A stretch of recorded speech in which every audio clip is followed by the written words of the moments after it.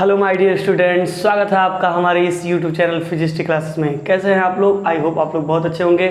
तो चलिए एक बार फिर हम आपके बीच लेकर आए हैं क्लास 10th का मैथमेटिक्स, जिसमें हम बात कर रहे थे अर्थमेटिक प्रोग्रेशन की। ठीक है, वहाँ पर हम लोगों ने ये देखा था कि अर्थमेटिक प्रोग्रेशन में जो फर्स्ट एंड टर्म होता है from the beginning and from the last, इसके बारे में हमने पढ़ लिया है। इसके अलावा इससे रिलेटेड जो भी क्वेश्चन था उसके बारे में हमने डिस्कशन किया हुआ है। ठीक है, तो जिस किसी ने भी वो वीडियो नहीं देखा है, पहले उन वीडियो को देख ले ताकि उसका कंसेप्ट अच्छी तरीके से क्लियर हो जाए, इसके बाद वह आगे बढ़े। ठीक है, तो यहाँ पर आज हम बात करेंगे सम ऑफ फर्स्ट एंड टर्म की। ठीक है ना, अर्थमेटिक प्रोग्रेशन में हम आज बात करेंगे सम ऑफ फर्स्ट एंड टर्म्स। ठीक है ना, फर्स्ट एंड टर्म्स की बात की जाएगी यहाँ पर, जिसको हमें क्या करना है, ऐड करना है। हाँ, लेकिन इस बात का ख्याल रहे कि यहाँ पर ये जो नंबर्स होंगे ये किस में होंगे, एपी में होंगे। ठीक है, हम आगे लिखना चाहें तो लिख सकते हैं first and terms of an AP, मतलब अर्थमेटिक प्रोग्रेशन का जो फर्स्ट एंड टर्म है उसका हमें क्या करना है, सम करना है। ठीक है, तो चलिए एक बार फिर हम स्टार्ट करते हैं और इसको अच्छे तरीके से आपको समझाते हैं। ठीक है, आई होप आपको पीछे की जितनी भी चीज़ें होंगी, यदि आपने ये लेक्चर देखा होगा तो मेरा विश्वास है कि आप लोगों को ज़रूर ही वो टॉपिक क्लियर हो गया होगा। ठीक है, तो चलिए आते हैं और समझने का प्रयास करते हैं। जैसे मैं बात करूं, देखिए हमने कहा था कि यदि आपको कोई एपी लिखना है तो सिंपल सी बात है, एपी आप यहाँ पर नॉर्मली A1, A2, A3 ऐसे लिख सकते हो। ठीक है ना, A4 कहाँ तक, मान लीजिए हमें एन तक करना है तो हम AN लिख सकते हैं। ठीक है, ऐसा हमने किया। बट आपको ये भी पता होगा कि A1 को हम A बोलते हैं। इसके अलावा A2 लिखना चाहे तो हम इसे लिख सकते हैं A+D, और A3 लिखना चाहे तो हम लिख सकते हैं A+2D, और A4 लिखना चाहे तो A+3D। ये सभी का कॉन्सेप्ट क्लियर होना चाहिए। ठीक है, ऐसे करते हुए यदि मैं AN को लिखना चाहूँ तो हमारा क्या हो जाएगा, A+n-1 ये मतलब मिला जुला के ये हो गया कि हमने जो अर्थमेटिक प्रोग्रेशन के टर्म्स हैं उनको स्टैंडर्ड फॉर्म में लिख लिया। ठीक है, अब इसे हमें क्या करना, ऐड करना है। तो देखिए सिंपली आराम से यदि देखा जाए तो यदि फर्स्ट टर्म है, ये सेकेंड, ये थर्ड, ये फोर्थ ऐसे करके जा रहा है। यदि मुझे केवल एक ही टर्म चाहिए, एक ही टर्म मतलब उसको ऐड करेंगे तो सिंपल सी बात है वही रह जाएगा। तो S1 की वैल्यू आप कह सकते हो सर A होगी, S1 की वैल्यू क्या होगी, A हो जाएगी। लेकिन मैं जैसे ही बात करूँगा S2 को, S2 की यदि बात करें देखो A1+A2 लिख सकते हैं हम, A1+A2 लिख सकते हैं कि नहीं, कोई इसमें दिक्कत वाली बात नहीं होनी चाहिए। S2 को यदि मैं लिखना चाहूँ तो लिख सकता हूँ क्या, A1+A2। ठीक है ना, क्या लिख सकता हूँ, A1+A2। ठीक है, अच्छा इसके अलावा मैं क्या लिख सकता हूँ, यदि मैं इसको लिखना चाहूँ, देखो ध्यान से, A1 को मैंने A लिखा हुआ, A के स्थान पे S1 लिखा हुआ है, मतलब कहीं ना कहीं यदि A1 के स्थान पे मैं लिखना चाहूँ तो S1 लिख सकता हूँ प्लस A2। देखो इसमें एक लॉजिक और समझाने की कोशिश कर रहे हैं। जैसे यहाँ तक आपको जाना तो पीछे का सम कर लो, इसको ऐड कर लो। ठीक है, तो वही चीज़ कहना चाह रहा है कि यदि आपको S2 निकाला, first term and second term का सम, तो यहाँ पर सेकेंड टर्म को छोड़ दीजिए, बाकी इसके पहले का जो सम है उसको आप लिख लीजिए। तो इसके पहले का जो सम है उसे S1 मान लिया, जस्ट इसके पहले एक ही टर्म था तो S1 ही होगा। S1 में हमने A2 को ऐड कर दिया तो क्या मिल जाए, S2। अच्छा इसको थोड़ा और आगे बढ़ाते हैं। S1 की वैल्यू कितनी है, A, और A2 की वैल्यू कितनी है, A+D। कितनी है, A+D। तो ये आपका हो जाएगा 2A+D। ठीक है, देखिए आगे S3 लिखना है यदि, तो S3 को कैसे लिख सकते हो, S3 को जस्ट वही चीज़, S3 है तो इसके पहले दो टर्म है तो उन दोनों टर्म का सम कितना बोलेंगे आप, S2। S2 प्लस कितना हो जाएगा, A3। S2 प्लस क्या हो जाएगा, A3। अच्छा S2 की वैल्यू कितनी है, आप बोलोगे सर S2 की वैल्यू हमने निकाल रखा है, कितना है, 2A+D। तो इस तरीके से A3 की वैल्यू तो आप बोलोगे A+2D। तो 2A और A मिलकर कितना हो जाएगा, 3A, और प्लस हो जाएगा यहाँ पर 3D। ठीक है, क्लियर है। S4 लिखना है यदि आपको, क्या लिखना है, S4। तो S4 कैसे लिखेंगे, जस्ट वही थिंग, S3 में क्या करेंगे, A4 ऐड कर देंगे, मतलब उसके पहले जितने टर्म होंगे उसको ऐड कर लीजिए और बाकी लास्ट वाला। ठीक है, S3 की वैल्यू कितनी आ गई, तो आप बोलोगे सर 3A+3D आ चुकी है। और यदि मैं A4 की बात करूँ तो A प्लस कितना है, 3D है। तो इसको सम करेंगे 3A और A मिलकर तो कितना हो जाएगा, 4A, और प्लस 3D और 3D कितना हो जाएगा, 6D। क्लियर है, कोई दिक्कत परेशानी देखिए नहीं होनी चाहिए, ठीक है ना। तो इस तरीके से आप इस चीज़ को समझने का प्रयास कर रहे होंगे और आपको समझ में आ भी रहा होगा कि हाँ क्या है। लेकिन हम करने क्या जा रहे हैं कि sum of first n term of an AP, तो इसका हम स्टैंडर्ड फॉर्म बनाएंगे, ठीक है ना, जिससे हम क्या करें, लाइक एक फार्मूला कर सकते हो जिसमें हम आसानी से वैल्यू को सब्स्टिट्यूट करें और अपने आंसर को गेन कर पाए, ठीक है ना। तो देखिए आपको करना क्या है, S1 को छोड़ दीजिए, S2 S3 और S4 में थोड़ा सा दिमाग लगाते हैं। यहाँ 2 लिखा है, 3 लिखा है, 4, तो हर एक में से क्या करिए, जो लिखा है उसी को कॉमन कर लीजिए। इससे क्या होता है, स्टैंडर्ड फॉर्म बन जाता है इसलिए, ठीक है ना। तो 2a + d है, तो यहाँ पर मैं कहना 2 कॉमन करने के लिए, क्या कॉमन करने के लिए, 2 कॉमन करने के लिए। जैसे 2 कॉमन करोगे तो आप अंदर क्या हो जाएगा, अंदर हो जाएगा आपका a, और यहाँ पर 2 तो है नहीं, तो यहाँ पर हो जाएगा d/2, क्या हो जाएगा, d/2, ठीक है ना। इसके अलावा देखिए यहाँ पर सेम थिंग 3 है, इसके अलावा क्या होगा अंदर, तो ये अंदर बच जाएगा a + d बच जाएगा, ठीक है। जस्ट वही थिंक यहाँ 4 है तो 4 कॉमन कर लीजिए। जैसे 4 कॉमन करेंगे यहाँ पर a बचेगा और फिर आगे क्या बच जाएगा, 6d है, तो 6d में से 5 लाइक 4 किए हो तो आप 6/4 लिख सकते हो, 6/4d, ठीक है, ऐसे अरेंज कर सकते हैं। इसके अलावा देखो एक और काम करना है हमें कि 2 से मल्टीप्लाई और डिवाइड कर देना है। 2 से क्या करना है, मल्टीप्लाई और डिवाइड। 2 से मल्टीप्लाई डिवाइड करने का मतलब डिवाइड बाहर करना, मल्टीप्लाई अंदर, डिवाइड बाहर कर दे रहे हैं 2/2 और मल्टीप्लाई अंदर करें। अंदर जैसे मल्टीप्लाई करेंगे तो 2a हो जाएगा और प्लस इससे इसमें 2 से मल्टीप्लाई करेंगे, 2 और 2 कैंसिल हो जाएगा, बचेगा केवल d, क्या बच जाएगा, d बच जाएगा। सेम थिंग यहाँ पर 4 कितना हो जाएगा 2 और अंदर 2a और 2 से मल्टीप्लाई करना था ना, तो 2 से 2 मल्टीप्लाई करेंगे तो लाइक यहाँ पर देखो 2 2 जा 4 हो जाएगा ना, तो 2 बचेगा। 2 से करेंगे ऊपर या ऐसे कर लो, 2 से मल्टीप्लाई किए 6 में, 2 6 जा 12 और 4 से डिवाइड करेंगे तो 3 आ जाएगा, तो ये हो जाएगा 3d। सेम थिंग यहाँ पर देखिए 3 है तो 3/2 तो हो ही जाएगा, अंदर 2 से मल्टीप्लाई करना था तो कितना हो जाएगा 2a + 2d। अब इसको थोड़ा सा और अरेंज करेंगे हम, क्या करेंगे, थोड़ा सा और अरेंज करेंगे। देखिए ध्यान से, ये 2/2 है रहने दो, अंदर क्या लिखोगे 2a प्लस यहाँ 1 है तो इसको 1 को लिख दो 2 - 1 × d, ठीक है ना, क्या लिख दोगे 2 - 1 × d। सेम थिंग यहाँ पर आप करोगे 3/2, इसके अलावा क्या हो जाएगा 2a है ही रहने दो, और यहाँ 2 लाना है तो 3 - 1 कर दो, क्या करो 3 - 1 × d। सेम थिंग यहाँ पर 4/2 है, ठीक है, अंदर क्या हो जाएगा 2a प्लस 3 लाना है तो 4 - 1 × d। इससे होगा क्या, देखो मैं एक्चुअली में समझाना चाह रहा हूँ, यहाँ 2 है तो यहाँ पर 2 - 1, यहाँ 3 है तो वहाँ पर क्या आ गया 3 - 1, 4 है तो वहाँ कितना आ गया 4 - 1, जैसे n होगा तो क्या आ जाएगा n - 1। और बाकी जो ब्रैकेट के पहले है उसको देखो, S2 लिखा है तो 2/2, S3 लिखा है तो 3/2, S4 लिखा है तो 4/2।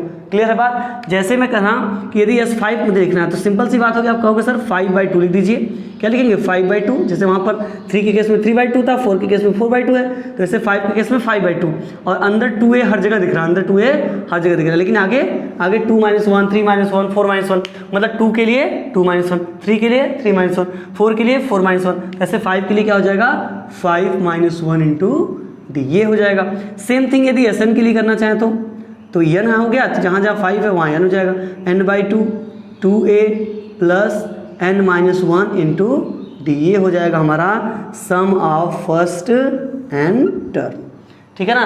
तो देखिए कितने आसानी से हमने क्या किया, फार्मूले को डिराइव कर लिया और ये देखा कि नहीं हाँ फार्मूला किस तरीके से बन रहा है, ठीक है। तो आई होप इतनी चीज़ों में आपको कोई भी प्रॉब्लम नहीं आई होगी, ठीक है। देखिए कुछ नहीं है, आप बस आराम से समझने का प्रयास कीजिए, ठीक है। और इसके अलावा मैंने आपको बताया है कि यदि आप a और d की वैल्यू फाइंड कर लेते हो, किसकी वैल्यू, a और d की वैल्यू फाइंड कर लेते हो तो आपको कोई भी प्रॉब्लम और अदर नहीं होगी, ये मेरी गारंटी है, ठीक है ना। तो इसके लिए आपको लीनियर इक्वेशन इन 2 वेरिएबल का क्वेश्चंस भी आना चाहिए। इसके अलावा देखिए पेशेंस बना के क्वेश्चन को सॉल्व किया था। कभी कभी ऐसा होता है कि बच्चे ये सोचते हैं कि नहीं अब तो मुझे नहीं आएगा, यदि आप ऐसा सोच लेते हो तो फिर कहानी पलट जाएगी, वास्तव में आपको नहीं आएगा। हाँ लेकिन ये कह सकते हैं कि चलो गलत सही हम करते हैं, गलत सही पहले आप गलत सही से स्टार्ट करो, कोई दिक्कत नहीं है, ठीक है ना, पहले स्टार्ट तो करो, ठीक है ना। जैसे स्टार्ट करोगे आई होप, मतलब मेरा विश्वास है कि आप कर ले जाओगे, ठीक है ना, आप टैलेंटेड हैं, ठीक है ना। तो इस तरीके से आप उस चीज़ को देखिए और करने का प्रयास कीजिए कि नहीं हाँ ऐसे होता है, ऐसे सर ने बताया है, ऐसे करना है हमें, ठीक है ना। तो चलिए बढ़ते हैं, कुछ क्वेश्चंस के बारे में हम आपको थोड़ा सा बताते हैं कि हाँ क्वेश्चन आएगा तो कैसे सॉल्व करेंगे। हाँ लेकिन देखिए इसमें थोड़ा सा और हम बदल देते हैं, इतना इरेज कर दे रहे हैं ऊपर का, यदि लिखना होगा तो वीडियो पॉज करके आप लिख सकते हो, ठीक है ना। थोड़ा सा और एक फार्मूला बना दे रहे हैं,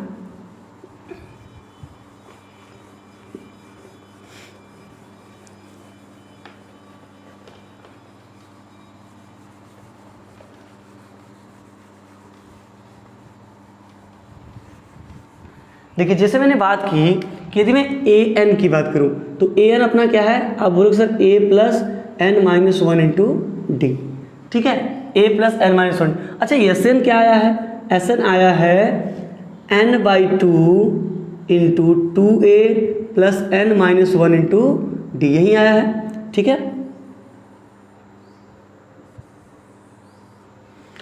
आगे हम आपको ये बताना चाह रहे हैं कि थोड़ा सा आप देखिए, यदि मैं इसको अरेंज कर देता हूँ, जैसे एस एन को मैं और तरीके से लिखूँ तो n by two into A, two A है तो इसको लिख दो ए प्लस ए, और इधर क्या है n minus one into D.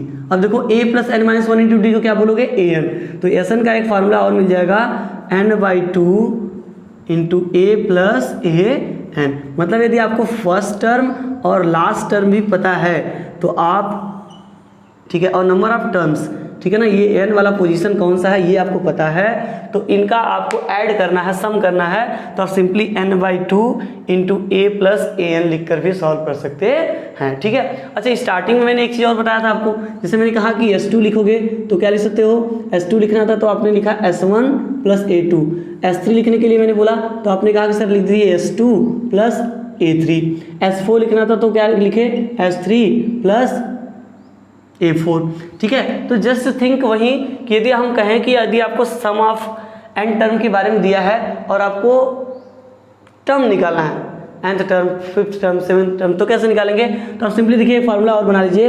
यदि मैं कहूँ यहाँ 4 है तो यहाँ मैं लिख दूँ एस एन, क्या लिख दूँ s n is equal to, देखो यहाँ 4 है तो यहाँ एक कम है, एक कम मतलब 4 में से 1 चला जाएगा 3 बचेगा, तो ऐसे यहाँ पर लिख देंगे एस माइनस 1 और प्लस यहाँ पर जो है वही सेम थिंग यहाँ पर है, तो यहाँ एन माना हमने तो ए हो जाएगा ए एन, तो ए एन की वैल्यू क्या मिल जाएगी, a n is equal to हो जाएगा s n minus s n minus 1। मतलब एक फार्मूला आपको और मिल जाएगा कि यदि हमें सम ऑफ एन टर्म की वैल्यू पता है तो उस केस में यदि मुझे nth टर्म भी निकालना है तो कुछ इस फार्मूले को यूज करके हम क्या कर सकते हैं, सॉल्व कर सकते हैं, ठीक है। तो देख लीजिए इतनी चीजें हैं।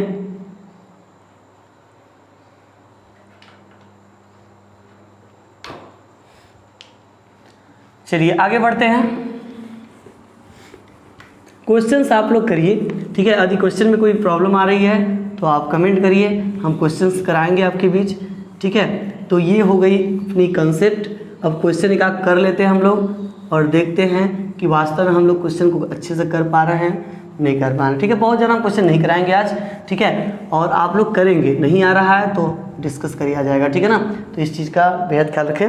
देखिए जैसे मैं कहूँ अपने पास एक AP है 7, 11, 15, 19, 23, 27, ठीक है, ऐसे करके ये P है, ठीक है ना। हमें बताना है कि इसके 25 S25 मतलब इसके 15 टर्म का सम कितना होगा, ये हमें क्या करना है, फाइंड आउट करना है, ठीक है। तो सिंपल सी बात है कि S25 फाइंड करने का मतलब है कि आपको ये जाहिर सी बात पता चल गई होगी कि n की वैल्यू कितनी होगी, पहले तो फर्स्ट ऑफ ऑल 25 होगी, ठीक है ना, क्योंकि यहाँ SN लिखा होता है और n के स्थान पे क्या हो गया इस बार 25, ठीक है। और बाकी चीज़ें जैसे यहाँ स्टार्टिंग में लिखा है A, तो A की वैल्यू आप बोलोगे सर 7 है। D की यदि बात करो तो D A2 माइनस 7, तो 11 माइनस क्या हो जाएगा 7, तो कितना आ जाएगा, लाइक है 4 आ जाएगा, ठीक है।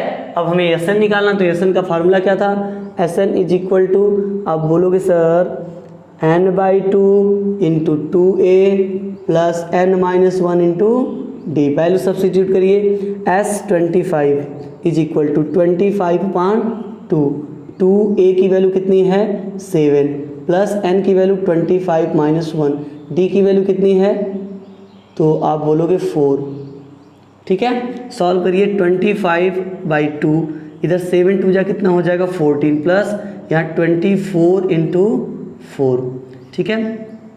अब क्या करेंगे आप, 25 डिवाइड बाई 2, 14 प्लस इसका 24, 4 जा 96 होगा, 96, इसको ऐड करिए, 25/2 ऐड करेंगे तो 0, 9 और 10, 100 कितना हो जाएगा 10, ठीक है। 110 को यदि मैं क्या करता हूँ, अभी नहीं 11 से पहले मल्टीप्लाई कर लेते हैं, 11 5 जा 55 और 11 2 जा 22, 2 में 5 करेंगे तो 27 और 0 डिवाइडेड बाई 2, अब 2 से कट कर दीजिए, 2 1 जा 2, 2 3 जा 6 और 2 7 जा 14, 2 5 जा 10, मतलब S25 की वैल्यू इस केस में कितनी आएगी 1375। ठीक है, क्लियर है? आई होप आप इस चीज़ को समझ गया होगा कि हाँ कैसे क्वेश्चन को करना है और किस तरीके से हम कर सकते हैं। ठीक है, तो क्वेश्चंस ट्राई करिए बेहिचक, कोई दिक्कत नहीं आने वाली है आपको। ठीक है, जम कर लगे रहिए और एग्ज़ाम को इस तरीके से फोड़िए कि फिर लगे कि आप ही हैं CBSE बोर्ड में और कोई है नहीं। ठीक है, तो इतना आप लोग कर लीजिएगा। ठीक है, अगर यदि कोई और भी प्रॉब्लम होती है तो आप बताइएगा, मैं नेक्स्ट वीडियो में कोशिश करूँगा कि क्वेश्चंस करा दूँ। हाँ ठीक है, एक आध टॉपिक इसका और बचा हुआ है जो कि हम करा देंगे। ठीक है, तो चलिए मिलते हैं फिर नेक्स्ट वीडियो में, तब तक के लिए धन्यवाद, जय हिंद।